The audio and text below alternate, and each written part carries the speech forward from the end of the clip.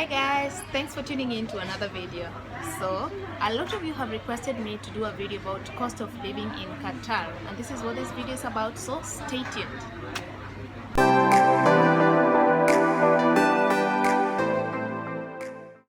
So in general terms, life in Qatar can be very expensive.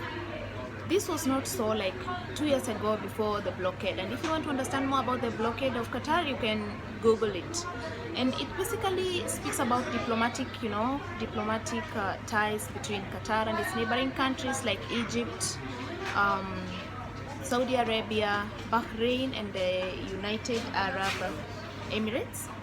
So it's like the borders were closed, the land, air, and sea borders were closed for Qatar against these countries. So it's not possible anymore for items to come straight from these countries into Qatar. So most of the items are imported from other countries, and by the time they get here, it's already very expensive. Before the blockade, something like a tray of egg used to cost 6 riyals, and right now 6 pieces of egg cost 6 riyals. So you can see that huge amount of difference.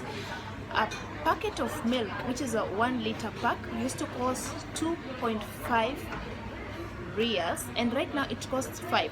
So basically food prices doubled between 2017 and now after the blockade. Items are expensive. Tomatoes are expensive. Like you can buy 1 tomato for 27 Kenya shillings, that is like 1 riyal. And 27 Kenya shillings can get you, quite a number of tomatoes back at home. So yeah, that is very expensive, and that so much just roughly covers the part of food. When it comes to accommodation, that is just another nightmare. And like if you have the privilege of being provided for accommodation by your company, then it's a huge plus. Some people get like a fully maybe furnished apartment or maybe sharing accommodation, and it cuts on your expenses. The only problem is that now maybe in some company provided accommodation, especially shared, there are so many restrictions which makes it not so fun at the end of the day. But anyways, a studio apartment, a simple decent studio apartment, will go for something like 2,200 riyals, which converts to around 62,260 Kenya shillings. If you know what I'm talking about, in Kenya that would give you a 3-bedroom apartment in a very decent neighborhood. So you can see the big difference. Now for people who are in like these other kinds of professions, like lower professions that cannot afford that much on accommodation, have to rent out shared accommodation. Like you can be sharing 1 bedroom with 3 other people, like 4 people in a room, and that would go for something like 800 riyals. 800 riyals would be something like 22,624, roughly like that. Okay, so with that same amount, you can rent a very decent 1-bedroom apartment in a posh neighborhood back in Kenya. So yeah, accommodation in Qatar is expensive. And when I mentioned about 800 riyals, it's 800 riyals per person. So for the 4 of you, you'll be paying 3,200 riyals for a shared bedroom. You're sharing a bedroom, you're sharing the bathroom and the toilet, you're sharing other facilities like the kitchen, and forget there's no living room space. Transportation is also very expensive, but most of the companies will provide transportation to and from work. But now accessing other places, if you have to use a taxi, it can be very expensive. Of course, if you use applications like Uber, it makes it a little less expensive, but at the end of the day, it is still more expensive compared to what you're used to paying back at home in Kenya. And if you can use a metro, that's a plus, but when the metro is not available, then of course transportation becomes very expensive. To most distances, you'll end up paying something like 20 riyals, which is more than 500 Kenya shillings, or 35 riyals, which is almost 1,000 Kenya shillings, so quite expensive. When it comes to education, maybe you are thinking about bringing your child to study here, then for that you'll need to be making some very good money at the end of the month. because maybe the cheapest schools, and those are Indian schools, will be charging something like 3,000 Qatari riyals per term. That is something like 84,000 Kenyan shillings. 84,000 Kenyan shillings. People that are paying that much for school fees are people that are sending their children to, you know, these high-end schools, very good schools. But here, the low-end schools are the ones that will charge that much. Other schools will be charging, maybe the fair ones will be charging 16,000 riyals. Some will charge 16,000 per year, some will charge 9,000 per year, and some will charge 27,000 per year, which is a lot of money.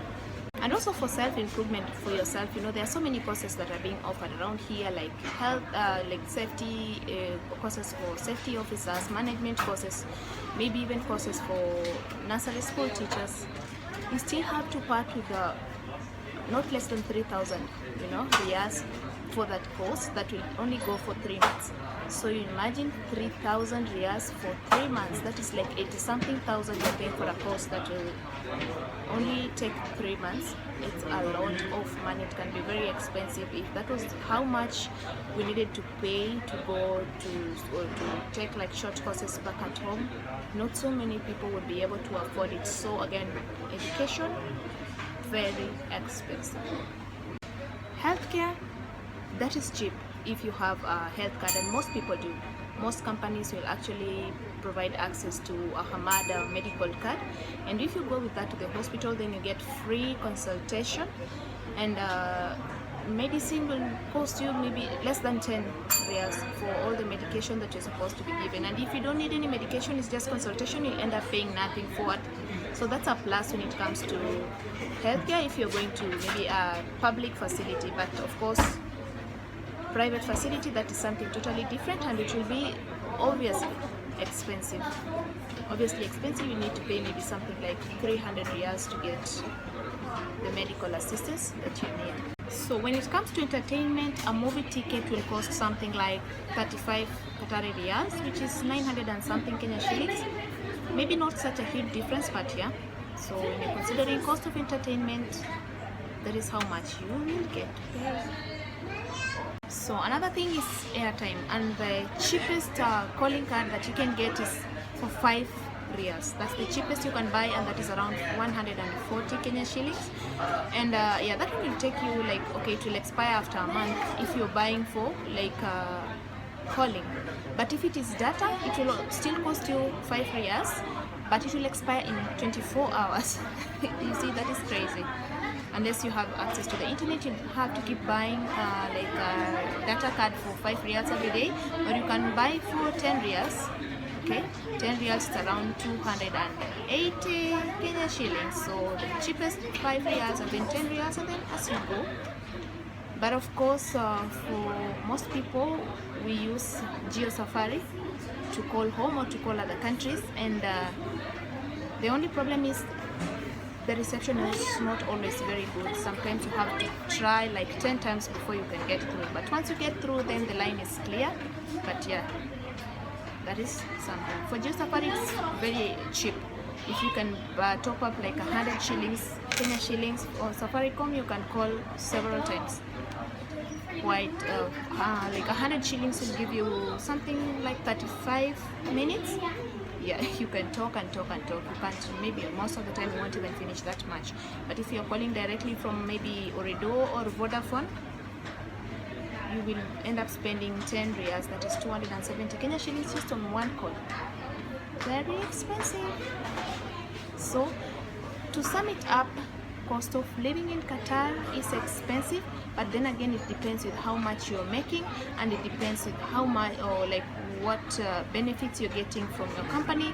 If you're getting free you're getting free airtime, you're getting free accommodation, you're getting transportation, you're being given a car, you're getting school fees for your children, it's easy. So the people that are enjoying the most in this country are those that are, you know, on those high-end managerial positions that have access to all these other services. Otherwise, being able to support your family in this country. Both you and your wife will need to be able to be working. Both you and your wife, you need to be working for you to send your children to school, for you to manage paying like a decent accommodation and stuff like that.